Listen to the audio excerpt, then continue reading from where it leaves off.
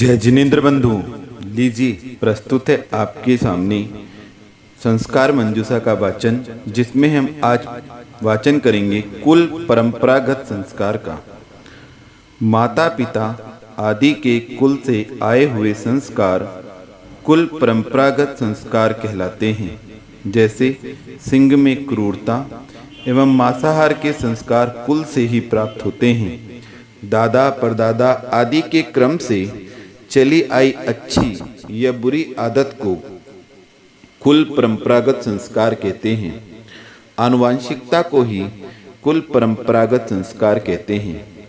जिस प्रकार कुछ बीमारियां कुल परंपरागत होती हैं, किसी के दादाजी, पिताजी, बेटा तथा पौत्र तक की पीढ़ियों में टीबी आदि की बीमारियां होती हैं। किसी के दादाजी पाउच गुटखा खाते हैं, सिगरेट बीड़ी पीते हैं, तो नाती पोत्र तक बीड़ी आदि पीने के संस्कार बने रहते हैं। कहीं कहीं बिना विशेष पुरुषार्थ के ही बच्चे डॉक्टरी सीख जाते हैं, क्योंकि उनके पिताजी दादाजी बहुत बड़े वैद्य थे। कुल परंपरा से आए हुए अच्छे संस्कारों को हमेशा वृद्धिंगत करना चाहिए। उनका गौरव स्वाभिमान बनाए रखना चाहिए, लेकिन उनका अभिमान कभी नहीं करना चाहिए। यहाँ प्रश्न उठता है, अभिमान एवं स्वाभिमान में क्या अंतर है? जो अभिमान को नष्ट करने तथा स्वाभिमान को बनाए रखने के लिए कहा गया है। अभिमान अपने हित अहित का विचार किए बिना ही दूसरे को तिरस्कृत करने का भाव अभिमान है। जैसे रावण जानता था कि मैं गलत कर रहा हूँ, मुझे सीता लौटा देनी चाहिए, फिर भी अभिमान के कारण वह युद्ध में मरने को तैयार हो गया, लेकिन सीता को देने के लिए नहीं। इसी प्रकार दुर्योधन, कंस, जरासंध आदि के उदाहरण हैं। स्वाभिमान अपने कुल, पद, गुरु परंपरा, धर्म, समाज, देश तथा राष्ट्र के गौरव को जीवंत बनाए रखने का भाव स्वाभिमान है। महाराणा प्रताप, रानी लक्ष्मीबाई, गांधी जी आदि के उदाहरण हमारे सामने हैं।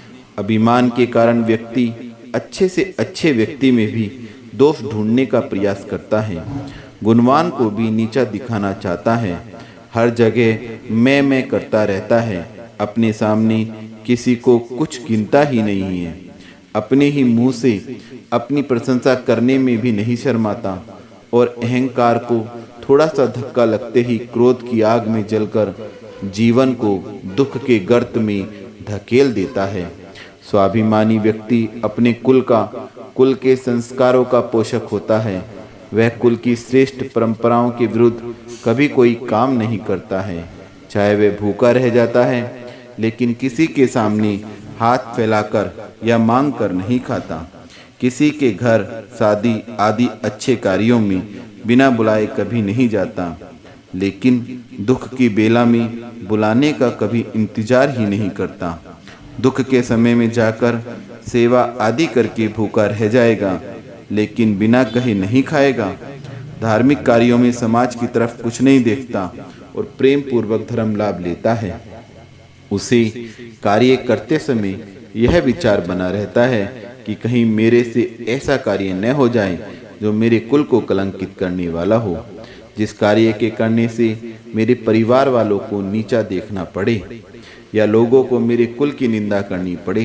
परंपरागत श्रेष्ठ गुणों को बनाए रखना ही स्वाभिमान, पद, कुल का गौरव या कुलीनता कहलाती है। अपने कुल और कुल के संस्कारों का गर्व करने से पाप का आश्रय होता है और पाप के कारण अच्छे संस्कार चले जाते हैं तथा धन संपत्ति भी नष्ट हो जाती है। अपने अच्छे संस्कारों का स्वाभिमान बनाए रखने से जीवन में दिन दुना रात चौगुना विकास होता रहता है। कुसंस्कार का प्रवेश नहीं हो पाता है। अतः दादा पिता आदि से चले आए कुसंस्कारों को दूध में गिरी मक्खी के समान शीघ्र ही निकालकर फेंक देना चाहिए, क्योंकि सर्वगुण संपन्न दूध भी उसमें मक्खी के गिरने से वमन का कारण बनता है। उसी प्रकार सर्वोत्कृष्ट को प्राप्त करने के योग्य व्यक्ति भी कुसंस्कारों के कारण सुख शांति से नहीं जी पाता। इतिहास में ऐसे अनेक उदाहरण हैं। उनमें से एक इस प्रकार है। विद्युत नामक एक बालक था जिसके दादा परदादा पिता आदि सभी चोरी करते थे। सहज रूप से चोरी करना सीख गया। उसके पिताजी ने मरते समय उससे कहा, बेटा, मेरी एक अंतिम इच्छा है कि तुम जिंदगी में कभी चोरी करना मत छोड़ना एवं चोरी छुड़ाने वाले संतों की बात मत सुनना। यह कहकर वह मरण को प्राप्त हो गया। विद्युत अपने पिता की आज्ञानुसार श्रेष्ठ चोर बन गया और संतों से हमेशा बचता रहा। लेकिन एक दिन वह चोरी करके जंगल में भाग रहा था। रास्ते में कुछ दूरी पर एक संत का उपदेश हो रहा था। वह उससे बचने का प्रयास करने लगा। उसने संत की बात सुनाई ना दे इसलिए कानों में अंगुलियां डाल दी। लेकिन योग की बात थी, उसके पैर में कांटा चुभ गया। फिर भी वह दौड़ता रहा। अंततः वह हार गया। उसने अपने एक कान से उंगली निकालकर पैर का कांटा निकाला। उसी बीच उसके कान में संत की वाणी पड़ गई।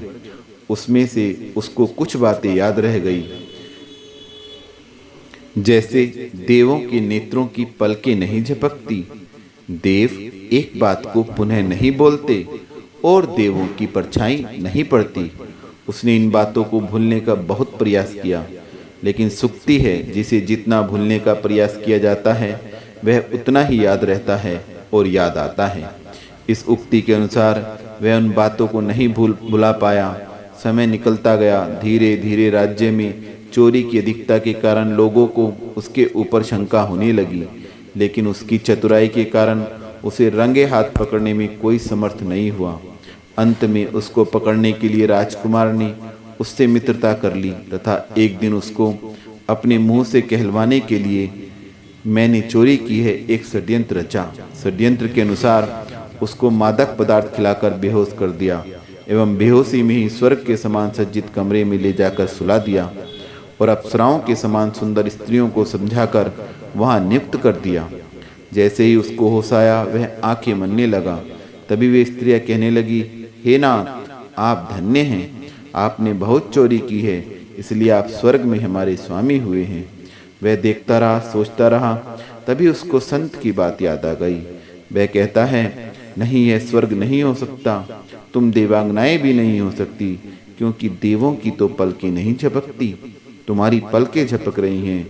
देव एक बार से दूसरी बार उसी बात को नहीं बोलता, तुम उसी बात को बार बार बोल रही हो। देवों की परछाई नहीं पड़ती, तुम्हारी परछाई पड़ रही है। सब पोल खुल गई। वह मौत से बच गया।